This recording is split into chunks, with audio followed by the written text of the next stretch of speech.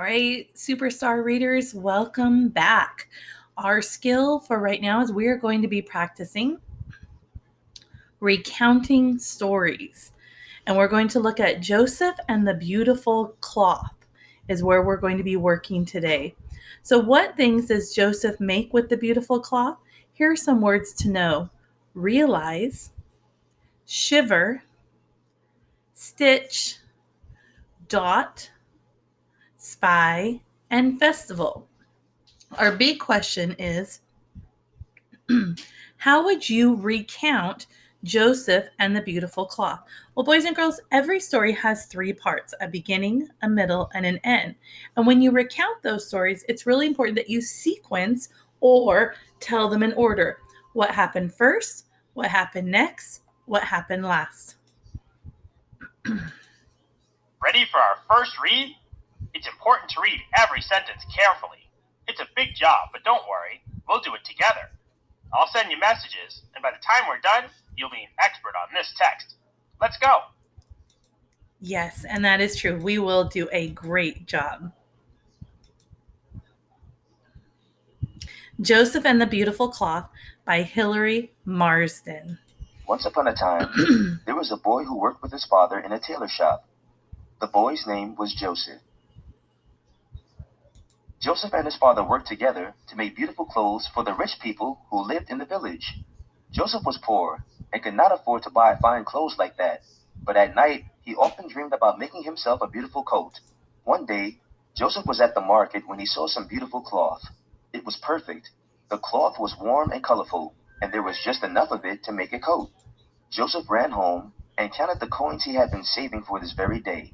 Happily, he realized that he had just enough money to buy the cloth. Joseph bought the cloth and took it home. That night, he worked on his coat as his father slept. He cut the cloth, stitched it, and added 4 bright buttons down the front.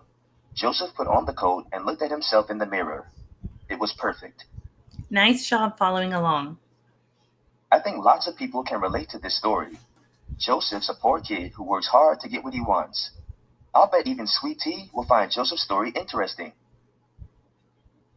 Select the highlighted sentence that tells what Joseph does at work.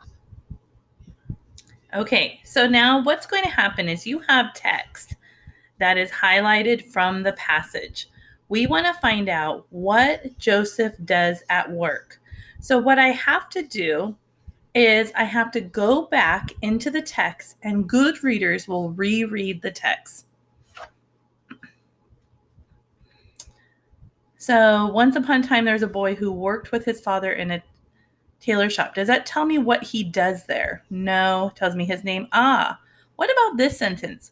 Joseph and his father worked together to make beautiful clothes for rich people who lived in the village. Let's try that. That's it. Joseph and his father are tailors who make beautiful clothes. Hey, just like the woman Sweet Tea will interview for his homework assignment. Joseph was poor and couldn't afford nice clothes, but he dreamed about making himself a beautiful coat. Then one day, Joseph saw some beautiful cloth. Why was the beautiful cloth perfect? Why was it perfect? One day, Joseph was at the market when he saw some beautiful cloth. It was perfect. The cloth was warm and colorful, and there was just enough of it to make a coat. So now let's go over and let's look at our answer choices. First, we reread in the text. We're going to go back to our questions, and now we're going to think about the text. If we need to, then we're going to go back to the text again.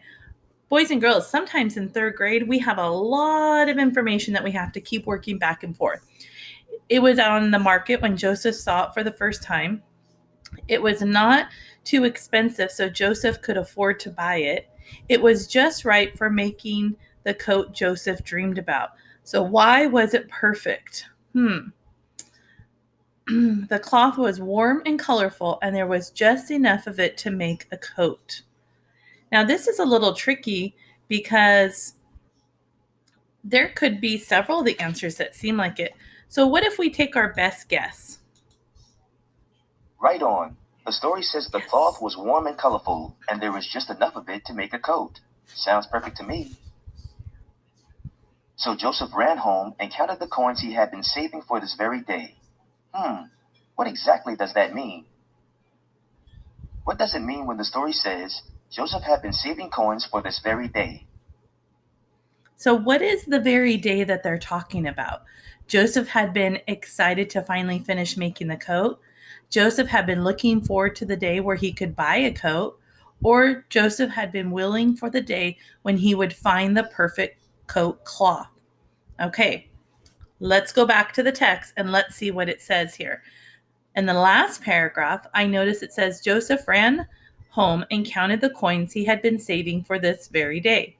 Happily, he realized that he had just enough money to buy the cloth. So we're not talking about making it yet. We're not talking even about buying a coat. But all of these choices are a little tricky because they're kind of about the same topic. And that's where reading can be confusing and why we have to go back to the text to figure that out. So when I go back to the text after looking at my answer choices, I realize that he's just buying the cloth. And that's what this very day means. Nice. Joseph has been working hard and saving his money. Now he's found the cloth that he wants. Good job, boys This and is the girls. day he's been waiting for. Joseph must feel pretty good that he had just enough money to buy the cloth. Can you relate to Joseph? I think so. How would you feel if you saved enough money for something you really wanted? Ooh, so now when we hear a question like that, how would you feel if you saved enough money for something you really wanted? We want to use words from the question to answer that in a complete sentence. So, for example, if I saved enough money for something I really wanted, I would feel blank because blank. On your paper, go ahead and write that sentence. Make sure that you use the sentence frame